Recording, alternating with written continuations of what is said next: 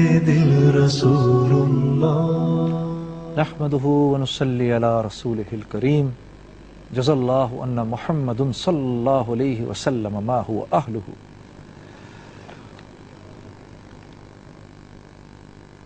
خواتین حضرات،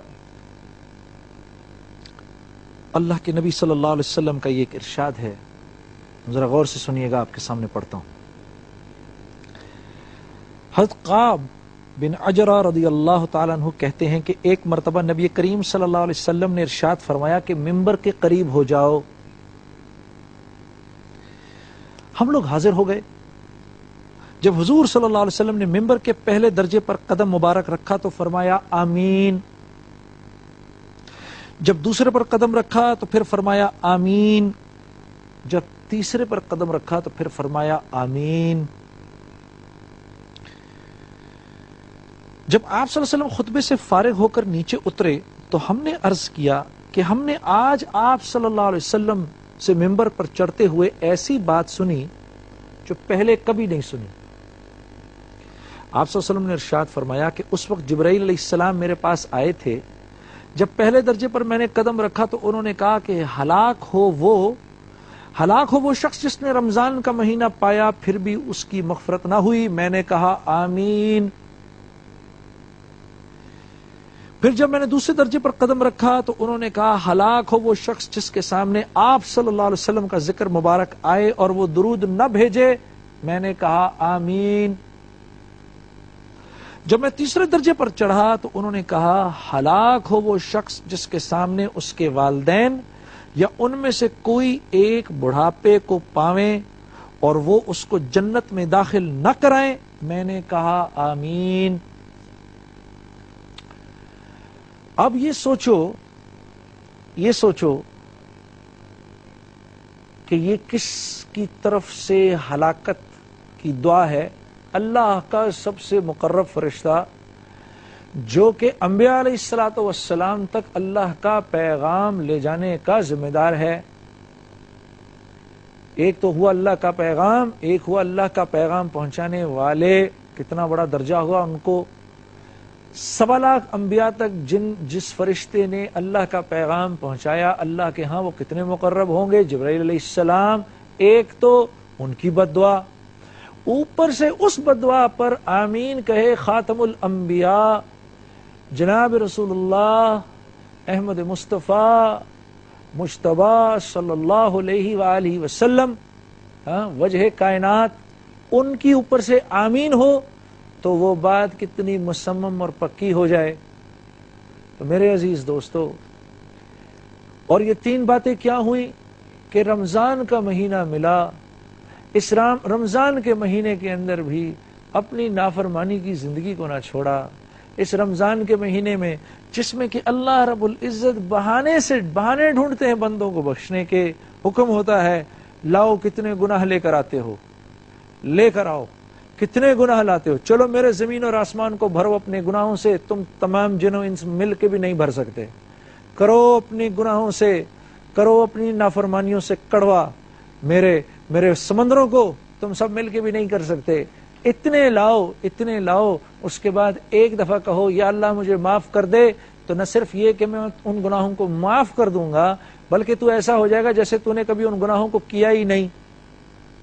جس مہینے میں نوافل کا اجر فرائض کے برابر ہو، جس مہینے کے ہر دن 6 لاکھ وہ لوگ جن کا نام جہنم کے لیے لکھ دیا گیا اللہ جہنم سے نکال کر جنت میں ڈالنے والے بن جائیں، جس کی شب قدر کے اندر اتنے معاف ہوں جتنے پورے مہینے میں معاف ہوں، اور چاند رات میں اتنے معاف ہوں جتنے شب قدر اور باقی پورے مہینے میں معاف ہوں، تو آدمی اس مہینے میں بھی اپنے آپ کو معاف نہ کرا سکے.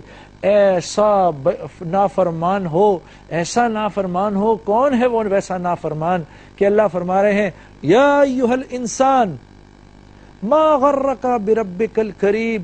اے انسان بتا اتنے کریم رب کو چھوڑ کر تو کہاں جا رہا ہے، کس کے پاس جا رہا ہے؟ کیا کوئی ہم سے بڑا کریم ہے؟ ہم تو رب ہو کے نہیں جانتے کہ اتنا بڑا کوئی کریم ہے.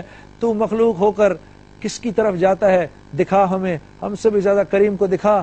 اور پھر جس انسان کا مجھ پر آپ پر اتنا بڑا احسان، تو اللہ کے نبی فرما رہے ہیں جبرائیل فرما رہے ہیں کہ ان کا نام آئے اور درود زبان پر نہ آئے، واقعی یہ مسلمان بہت ہی کم ظرف ہے۔ اتنے بڑے جس محسن کی وجہ سے نماز ملی، جس کی وجہ سے اسلام ملا، ایمان ملا، جس کی وجہ سے روزے ملے، جس کی وجہ سے زکوٰۃ ملی، جس کی وجہ سے اللہ ملا، جس کی وجہ سے اللہ ملا، بعد از خدا بزرگ توئی قصہ مختصر، ہاں، جس ذات کی وجہ سے اللہ ملا، اسی کا نام سن کے زبان پر درود نہ آئے میرے عزیز دوستو، تو واقعی بڑی کم نصیبی ہے۔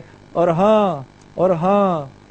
ہاں ماں باپ زندہ اور ماں باپ ہوں اور بڑھاپے کو پہنچ جائیں، ہائے ہائے ہائے، اور اس ماں باپ کی آدمی، آپ کو پتہ ہے کہ باپ کی دعا اور اللہ کے درمیان کوئی حجاب نہیں، کوئی حجاب نہیں ہے۔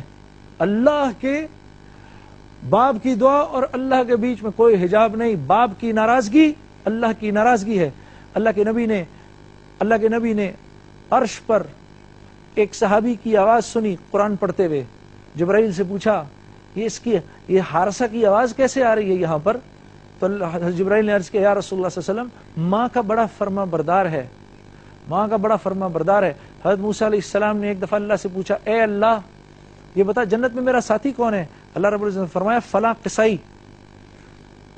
بڑے حیران ہوئے کہ میں تو سمجھ رہا تھا کوئی بہت بڑا کوئی نبی ہوگا، یہ قصائی۔ آپ اس کو ڈھونڈتے ہوئے پہنچ گئے، وہاں دیکھا تو وہ گوشت کاٹ رہا ہے، سارا دن اس کو دیکھتے رہے، تو کوئی ایسی خاص بات نہیں کرتا۔ خیر شام کے وقت اس نے کچھ گوشت لیا، اپنی تھیلی میں ڈالا اور چل پڑا۔ حضرت موسیٰ علیہ السلام نے کہا بھائی میں یہاں مسافر ہوں، میری مہمانی کرو گے؟ اس نے کہا بھائی آپ بھی چلو میرے ساتھ۔ اس کو لے گیا شہر کے تھوڑے سے باہر ایک جھونپڑی کی طرف لے گیا، وہاں پر اس نے گوشت کو لیا اور پتیلے میں ڈالا اور اس کو ابالنا شروع کیا، اور اندر جھونپڑی کے گیا، ایک بوڑھی عورت کو گود میں اٹھایا، اس کو لا کے بٹھایا، اس کا منہ دھویا، اس کے بال بنائے، اس میں تیل لگایا۔ اس کے بعد جب وہ گوشت گل گیا تو کچھ تھوڑا سا نکال کے موسیٰ علیہ السلام کو بھی کھانے کو دیا، اور کچھ لے کے دانتوں میں چبا کے اس عورت کے منہ میں ڈالتا گیا۔ وہ کھاتی گئی اور منہ میں کچھ بڑبڑاتی گئی۔ موسیٰ علیہ السلام اس کے قریب آئے اور پوچھا یہ کون ہے اور یہ کون ہے؟ کہا جی یہ میری ماں ہے۔ کہا اچھا یہ کیا منہ میں بڑبڑا رہی ہے؟ کہا تھوڑی سی پاگل ہو گئی ہے، سٹھیا گئی ہے عمر کی وجہ سے، کہتی ہے اللہ تجھ کو موسیٰ کا ساتھی بنائے۔ موسیٰ علیہ السلام نے کہا اللہ اکبر اللہ اکبر، میں موسیٰ ہوں اور تجھ کو یہ بشارت دینا چاہتا ہوں کہ تیری ماں کی یہ دعا قبول ہوئی۔ تو میرے عزیز دوستو، اللہ ماں باپ کی خدمت کی، اور اللہ ماں باپ کی خدمت جیسی کرنی چاہیے، جیسی قدر ان کی ماننی چاہیے، اس کی توفیق عطا فرمائے۔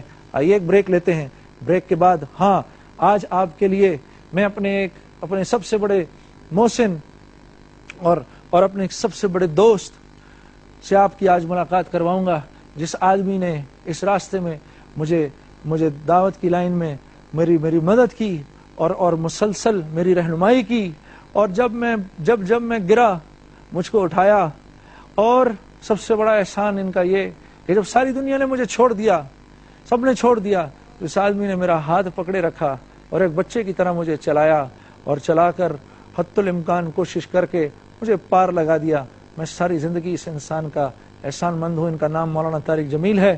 آئیے ایک بریک لیتے ہیں، بریک کے بعد آپ کی بات مولانا طارق جمیل صاحب سے کرواتے ہیں۔